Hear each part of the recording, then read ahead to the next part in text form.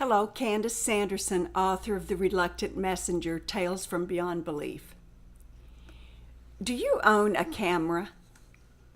I do, and I cannot tell you where it is. I haven't seen it in a couple of years because I no longer get the actual camera out to use it. I use the one that's on my phone. It's easier to use, it's always with me, and it actually takes better quality pictures than the camera does. In December 14th, 2018, I was on my way to Goddess I Am for a meditation here in Naples, Florida, and the messengers gave me the analogy of using a camera and having a camera lens, how using that lens will bring energy in to give you a snapshot of something in a given time and place, but it never really shows you the entire picture. So let me read to you the actual message that I received. Open your eyes to the truth that lies within, for you are all one, yet individualized aspects of the whole. As your eyes open, you learn to perceive through the lens that is most appropriate for you. It is a snapshot in time, and it is targeted to you and what you need or are able to receive. As you connect to Spirit, this allowing and flowing clears the path for more to arrive. Use your breath to cleanse and clear your vision. As you learn to open the aperture of your soul, you connect with Divine Source. Live in that breath. Allow and accept all that is good to enter your holy vessel. Things will begin to change. Allow and look for the wisdom beyond what the words can convey. Look at things differently, through a different lens. With each peek, you begin to see more. And with that message, a vision began, and I saw a camera lens and the aperture. It opened very slowly, and then it closed. And I realized it was taking that snapshot in time that the messengers had referred to.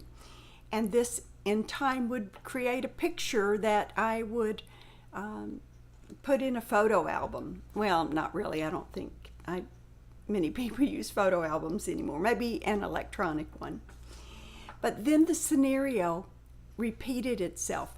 But this time, instead of one camera, there were hundreds of cameras all over the place. And their apertures were opening and closing. And I realized I was getting a three-dimensional picture. It was much fuller than what I had with the single camera. And with it being above and below the subject and behind it, it was actually making a hologram, a three-dimensional picture in time. I then had the memory of the blind men who were trying to describe an elephant. And as you recall this parable, each described accurately what they felt. One felt the ears, one felt the tail, one felt the legs, and they each were accurate, but the truth was only revealed when all of the pictures were brought together. The truth lies in the whole picture, not in the single shots. And then the message began again. The eyes are the windows to the soul, and as your vision clears, you are allowing a bit of grace to trickle down like a coat of soothing salve to treat an open wound. It is cooling, protective, and healing. Now, that would have been a nice enough message to end this. But Beth was in the middle of her meditation by this part, and she guided us to go to a library and find a book, our book of life, and to open it. So when listening to her guided meditation, I did this, and what happened next, I never really expected. It really surprised me, but the first thing I did was I opened a volume, and in just a flash, I saw myself as a being of light. And I had the understanding that I'd come from another planet. And as soon as I thought that, I heard the words, the Pleiades.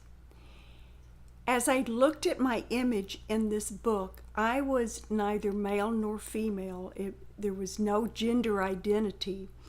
I knew that I was known, I don't know how I knew it, but I knew that I was known for my caring nature, always wishing to help others in need.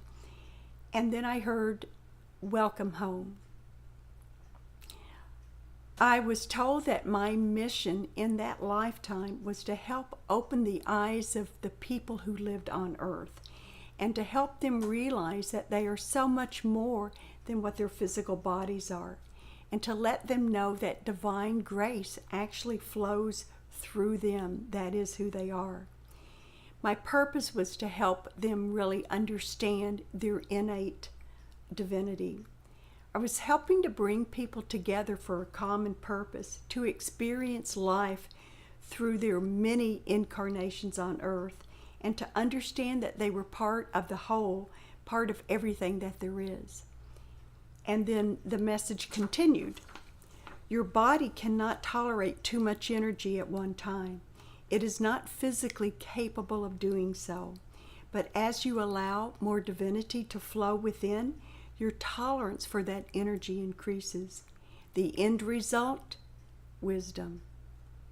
Now, that too would be a good place to stop this meditation, but what happened next was even more surprising.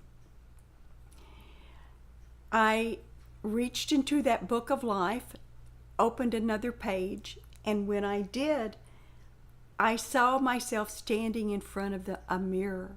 And as I looked at the mirror, the reflection that came back to me was of a large black cat that was in ancient Egyptian times, and it had a beautiful golden crown, perched right between its perked up ears.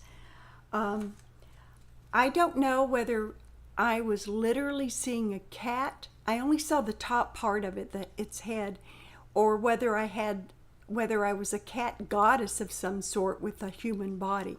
I really don't know. But either way, I was very surprised when I saw my reflection.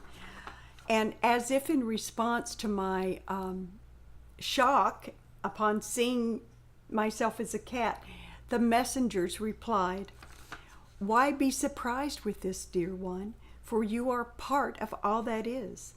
Oceans, trees, animals, not just the human race. You are part of the past, the present, the future. As you learn to travel on a divine path, what defines you begins to melt away, and you become one with all. This is the timeless nature of soul." And I guess the takeaway from this meditation is to be open to experiences that you don't expect. We are a soul. We are a spirit having a human experience. Our true nature is formless and is timeless. And I guess it's time for at least me to try to step into that divinity and open up my awareness to all sorts of possibilities. So I hope you enjoyed this. If you like it, give me a thumbs up on the video below. In the description, you'll see a link to the blog where you can read a little more detail about it if you would like. Follow me on any social media, Twitter, Facebook. And until next time, I hope you have a great one. Thank you and goodbye.